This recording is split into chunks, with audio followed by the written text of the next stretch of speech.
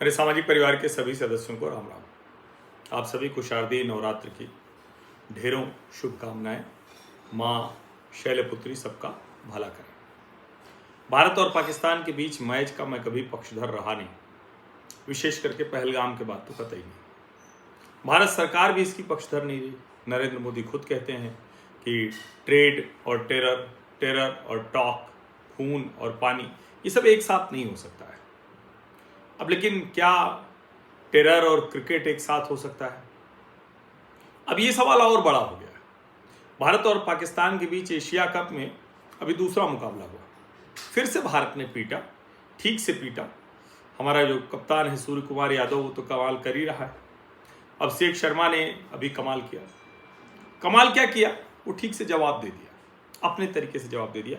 मैदान पे कुछ झड़प जैसी स्थिति हुई। अच्छा, मुझे तो ध्यान ही भी नहीं था कल दूसरा मुकाबला है। वो तो कल मैं जब इंडिया टीवी पर जिस शो में हम होते हैं, कहानी कुर्सी की में, उसमें जब गए तो ये हुआ कि आज के मैच का, तो मुझे लगा कि आज कौन सा मैच है, तो मुझे ध्यान ही नहीं रहा। और दरअसल बहुत से लोगों के ध्यान में नहीं हुआ। इसका मतलब ये नहीं हुआ कि लोगों ने क्रिकेट देखना ही छोड़ दिया। क्रिकेट देख रहे होंगे, आनंद तो आता ही है, खेल है। और फिर अगर भारत पाकिस्तान का मुकाबला हो तो बहुत लोगों ने देखा होगा, मैंने तो देखा नहीं। सुबह उठकर मैं देख रहा हूँ तो एक तो चित्र ये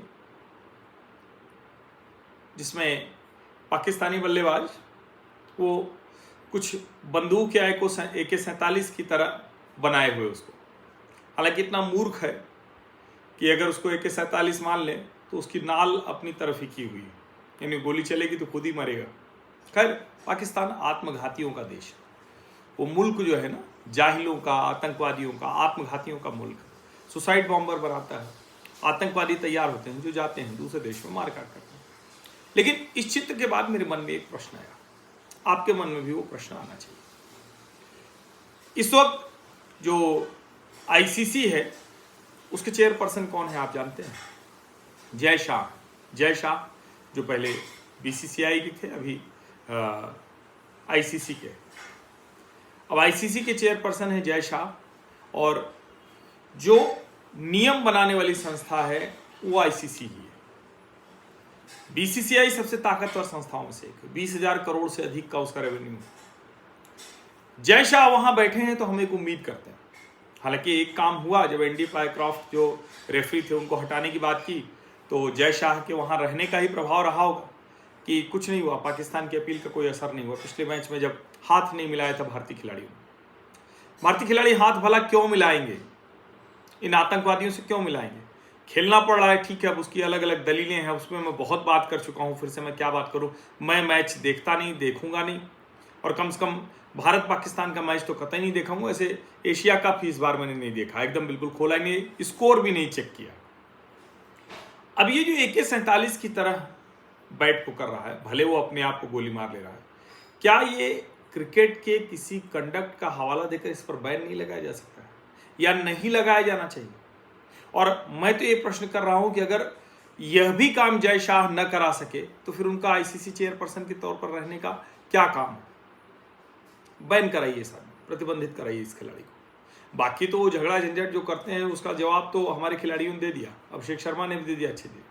अब अभिषेक शर्मा वो देखिए किस तरह के इशारे करते हैं, किस तरह से खेल जब होता है क्या करते हैं, और ये जो आतंकवादी जाहिल मुल्क है वो क्या करता है। अब जाहिर, बहुत से लोग ये कहेंगे कि आप खेले तभी तो उनको ये अवसर मिला। हालांकि जो दूसरी तरफ का पक्ष है वो कहेगा कि देखो, खेले तभी तो 2 बार फिर से पीट पाए, कहीं नहीं बचते। और अब तो वो चल रहा है ना कि ये हमारे खिलाड़ी जो हैं अभिषेक शर्मा और सब ब्रह्मोस हैं, और वो जो उनके 11 खिलाड़ी हैं वो 11 वो एयर बेसेज हैं जिसको तबाह कर दिया, जैसे नूर खान को तबाह किया था। तो ये सारी बातें वो सामने दिख रही हैं। लेकिन मेरा बड़ा स्पष्ट मानना है कि जो हरकत इस पाकिस्तानी बल्लेबाज ने की है, इस पर कम से कम एकाध मैच का प्रतिबंध तो जय शाह को लगवाना ही चाहिए, क्योंकि ये जेस्चर नहीं हो सकता है। खेल के मैदान में आप हाथ न मिलाएं, आप कुछ न करें, ये आपका गुस्सा हो सकता है आतंकवादी मुल्क के प्रति, लेकिन आप बंदूक की तरह AK-47 की तरह बल्ले को दिखाएं, उसको चलाते हुए दिखें प्रतीकात्मक तौर पर, यह किसी कीमत पर बर्दाश्त नहीं किया जा सकता है। इसको समझिए आप, ये देश की भावना है। और मेरी जय शाह से अपील है, अगर ये वीडियो वहां तक पहुंचेगा ही पहुंचेगा, ये मैं जानता हूं, भले मेरे वीडियोज नंबर में कम दिखते हैं लेकिन वो सभी सही जगह पहुंच जाते हैं। पॉलिसी मेकर्स तो देखते ही देखते हैं, इसमें कोई भ्रम नहीं, ये आप लोगों की शक्ति। तो फिर से मैं कह रहा हूं, इस बल्लेबाज के ऊपर जो कंडक्ट है, मिसकंडक्ट के लिए इसके ऊपर पेनाल्टी लगाई जानी चाहिए और इसको कुछ मैच के लिए तो कम से कम बाहर किया जाना चाहिए, अगर पूरी ट्रॉफी के लिए ना भी बाहर करें। आप लोग भी इस आवाज़ को आगे बढ़ाइए। आप सभी का बहुत बहुत धन्यवाद। सब्सक्राइब अवश्य कर लीजिए, नोटिफिकेशन वाली घंटी दबा दीजिए, लाइक का बटन दबा दीजिए, अधिक से अधिक लोगों तक इस वीडियो को पहुंचा दीजिए। धन्यवाद।